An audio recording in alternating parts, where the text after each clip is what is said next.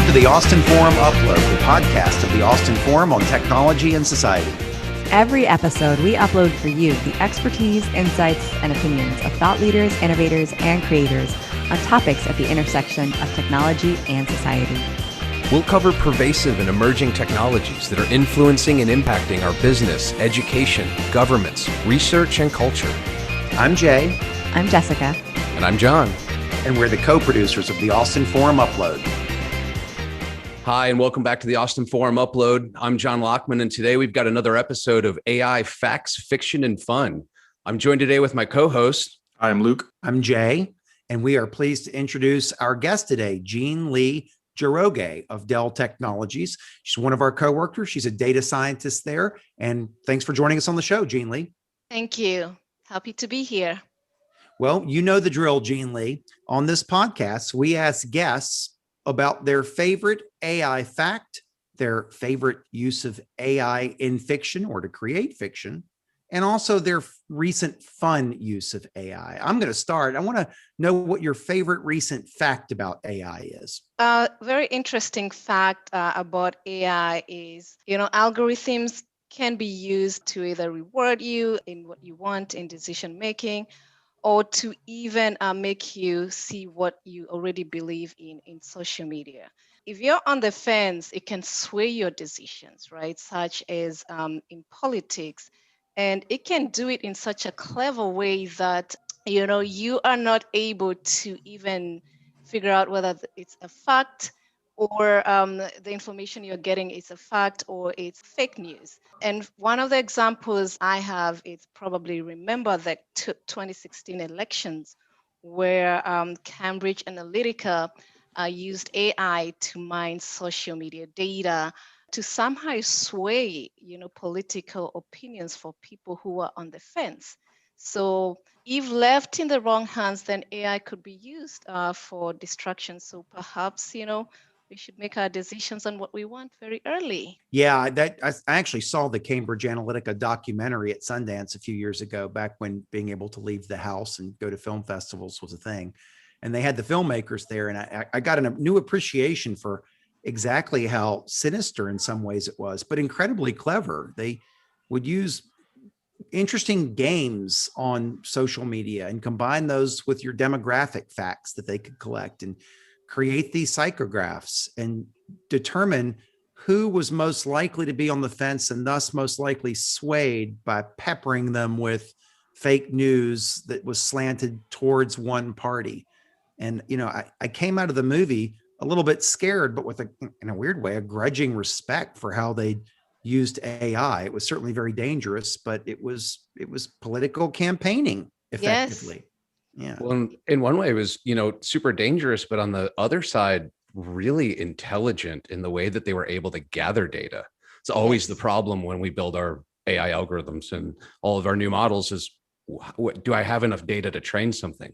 That was pretty sneaky and pretty smart to pull out all of those, online games of what, rainbow pony am I, or what planet are you really from? All those, seemingly unsuspicious questions that these folks answered and how they were able to actually gather all that data. I mean, that's just pretty impressive.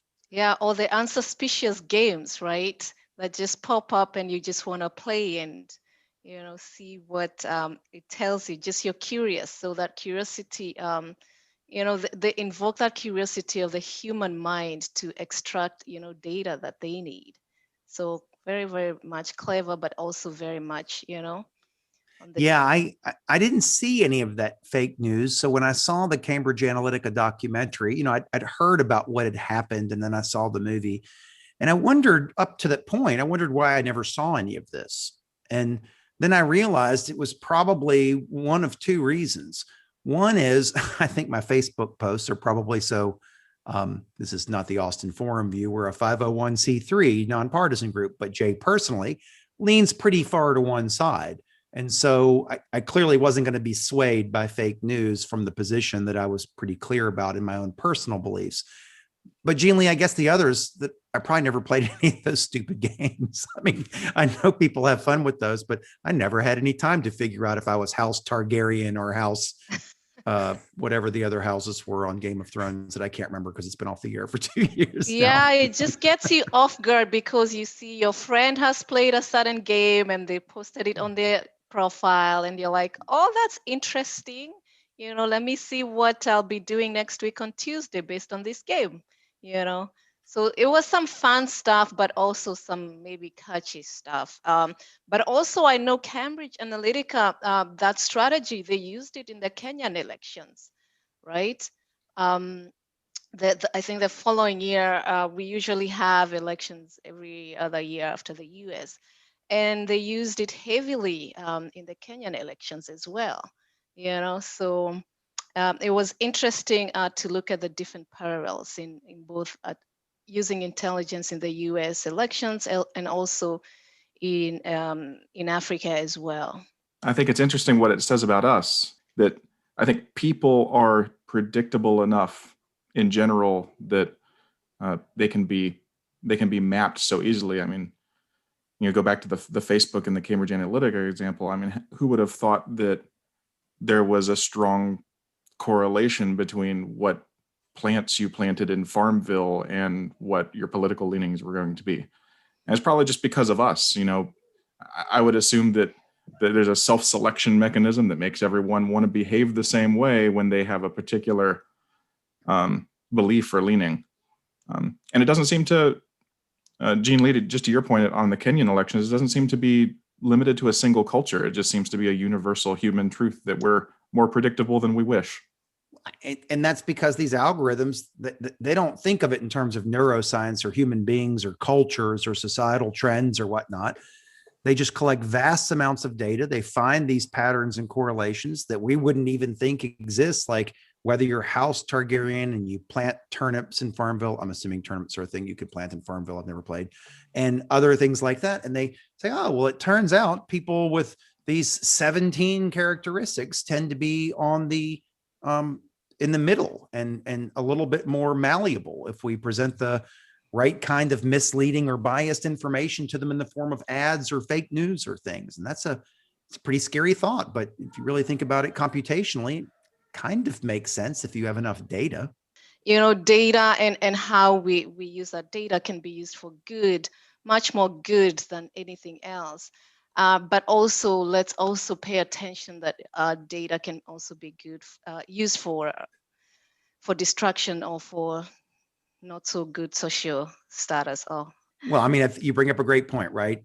AI is another tool. It's a powerful tool. It's programmed by people. The data is selected by people, and how it's trained is set up by people.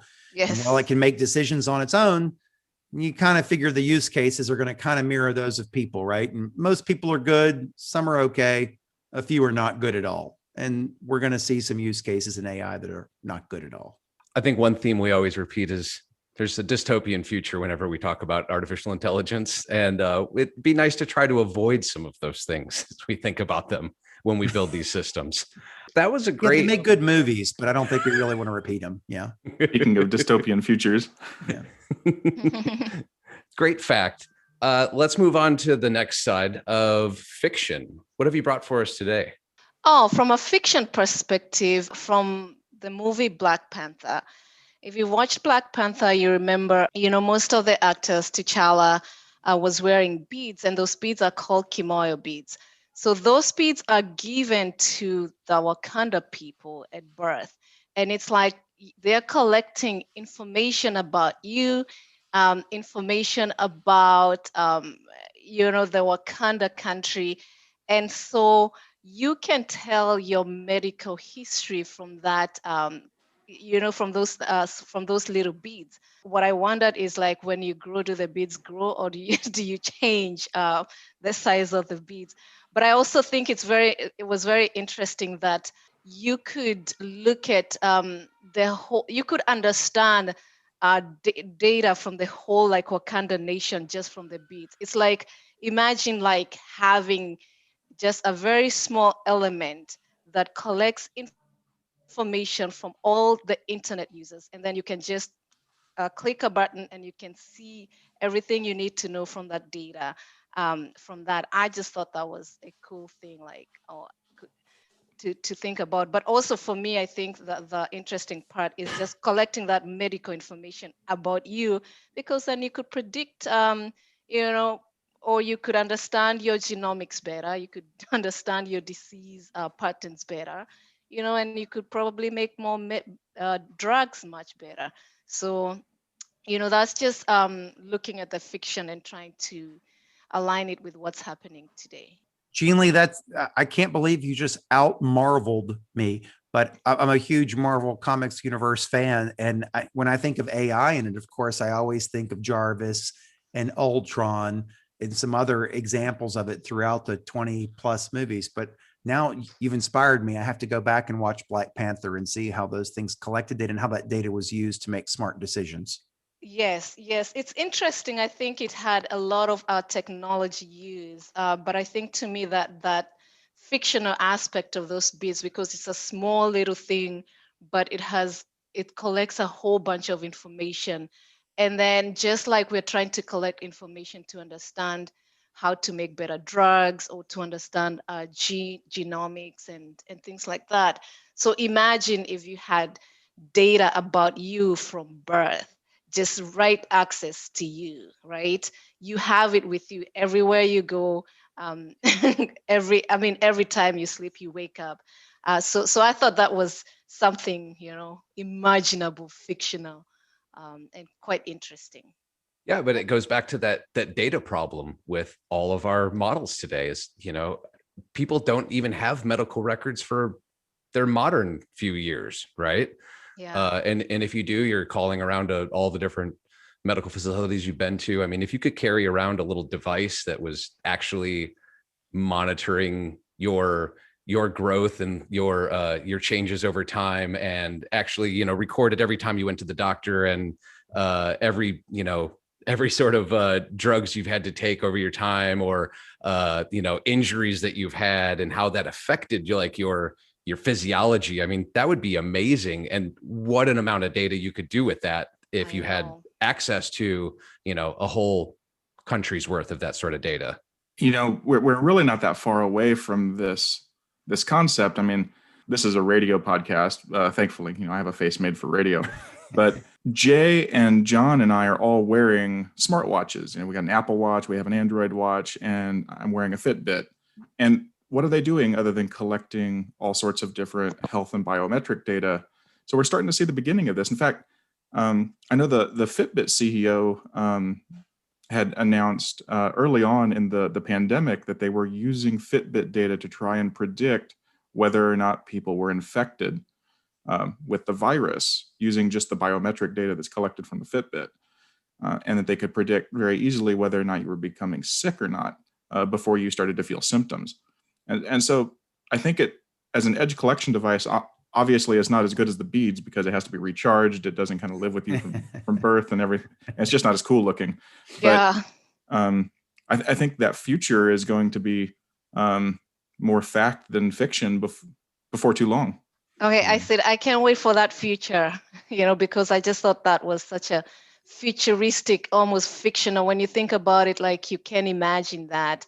But, as Luke said, you can just start thinking about, the Apple Watch and the parallels of the beads in some futuristic that you can reimagine. I think that Luke hit the nail on the head there. I think the Apple Watch 12 and the Fitbit 15 and the Google Watch 11 or something like that will be tracking all of our data. I don't know that we'll be giving them to infants, but certainly they're tracking more and more data. And I actually use my watch and my phone to track an awful lot of data. And so they know everywhere I go. They know a lot of health data about me. And it's only 2021. And the watch has only been out for a few years, the phone since 2008. So imagine where in 2030 we'll be. Google and Apple were able to demonstrate that they could show how much people were moving when the pandemic hit, right? That wasn't hard for them to do. They already have everybody has an accelerometer in their phone of 15 plus different types of sensors. And they could just deduce from all of that information right away, these cities look like they've done really well in lockdown versus these cities where everybody's still moving around. It's not that far that we have even better collection, and I think, like you said, able to do quite a bit more in understanding how people move and why and how that relates back to our health. Well, Jean-Leah, I'm gonna counter your AI fiction one with another one, although yours is really good, and I'm gonna go watch Black Panther this weekend now. But I saw an article this weekend about AI being used to create art and how people are terrible at determining whether or not the AI was created by a human or an artist. And I thought that was really interesting that it was in actually appears in daysdigital.com. And the article was just a few days ago. It cites some research that was published in Empirical Studies in the Arts by researcher Harsha Gangadharpatila. And the study was inspired by a picture, an AI generated picture back in 2018 that sold for a very large dollar amount.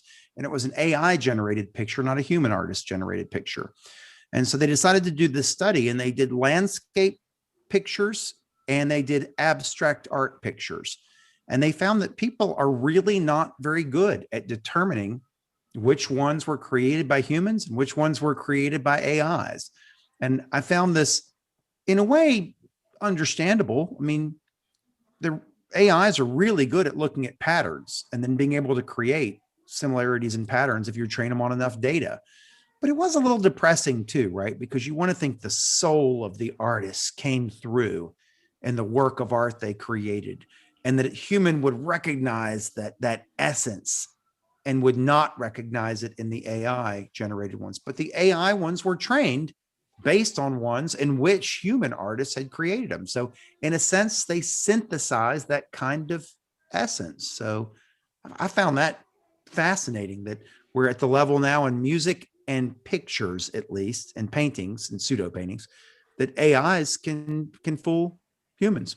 Now, the real question is, when you say humans, are these art critics, art experts, or are they just dude off the street? These were people off the street. That's a very good point. They weren't art experts. I mean, I've bought a lot of great street art in my lifetime, but most of the time that street art is not going to end up in in a museum or for sale at Christie's. So I think that maybe that's a good form of bias in the reporting of how they think about what is art versus what isn't art, or what was human created versus what isn't. Like you said, these models are great at imitation. And if they're already imitating some of the greatest stuff that we've created, it's not going to create something new out of that. Right. Well, it creates something new, but not new in a different way. It's new, but similar, as opposed to new in an entirely different direction. It's not very good at extrapolating creativity. It's good at imitating creativity. Yeah. I think in art, one of the things about art is you get it's as much about what you bring to the piece as what the artist brings to the piece. So it's as much about the observer as it is the artist. And so, it's really more about the feelings that it invokes in the viewer. And that should be simple enough to synthesize by AI, because it's a reflection of the viewer, not a reflection of the artist. Good point. I like that. Jean-Leah, what do you think about that? That's a good point. I mean, I think I agree with John in the context of AI can, and I'm of the opinion of AI can never replace like human creativity. You still need the human creative element of it. So, because I think with newer generation or new people, perhaps we see new creativity of art, right? Different art that we've never imagined because they've been exposed to a whole lot of different aspects of things, right? But I think like right now, AI is just still learning the concept of creating art or creating music, and then so over time, maybe 5 years, we're gonna perfect that, right?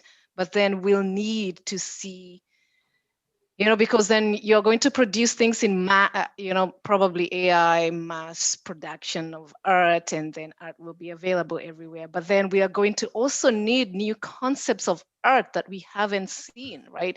And so that's where the human creativity comes in, as opposed to just the machine generated art. I think it's interesting times, and good stuff. We're living in interesting times with this AI world. I love the way you summarized that these AIs may be able to create great examples of art like we've seen from other humans so far, but it will take humans to create the next art that we haven't seen before. Yes. I do think it means that the man, the common man on the street can finally have a piece of art commissioned for them, because it's going to be really cheap to generate new art. That's true. So, you don't have to go spend $250,000 on a piece at Christie's or whatever in order to get something unique and different. And it can change on a every 5-minute basis. It can just be rolling around on your TV, new pieces showing up. So Jean-Leah, I wanted to ask you about our last topic, which is AI fun. What fun thing about AI have you brought to share with us today?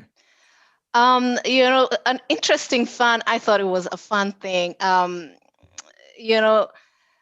The use of AI, specifically using like deep learning to produce like human-like text. So AI used to produce mascots in Japan, which collect photos and short descriptions of, many mascots or generate mascots. And then those mascots are used to promote anything from companies to towns to public services. And a whole lot of very inventive stuff, right? For example, there's a mascot they call like Namisuke. And this is like a puppy-sized dinosaur, right? With a fairy forest on his back, to represent like the Tokyo Suginami ward, So I thought that was such a fun stuff. Or they have one called Yakazu. It's an elephant with a watering can head, and it represents this a city chamber of commerce.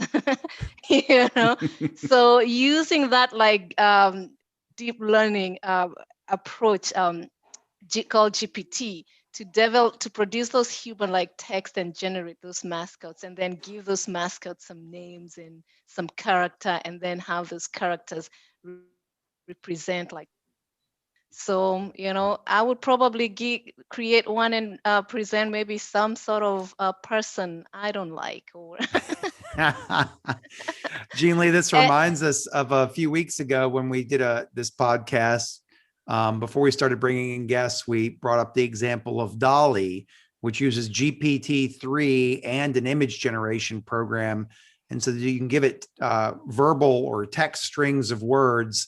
And you've probably seen the avocado chair that DALL-E produced, or the multiple avocado chairs that it produced. This sort of reminds me of that, and a really fun use of AI. I thought it was really fun. Like, I was like, oh, wow. So I want to play along with it a little bit and see what I can generate.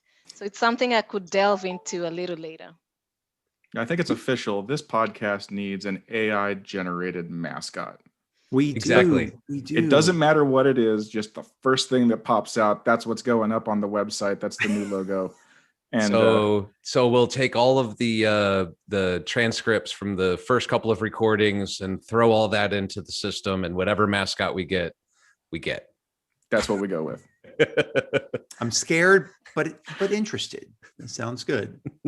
I think that's a really cool use of GPT. And I think, we've kind of said, oh, we talked about GPT in the last one, and no, we talked about it again the next time. Well, and we're talking about it again, but this is another and very different implementation of using this concept of this very large trained model. But now, how do we apply it differently?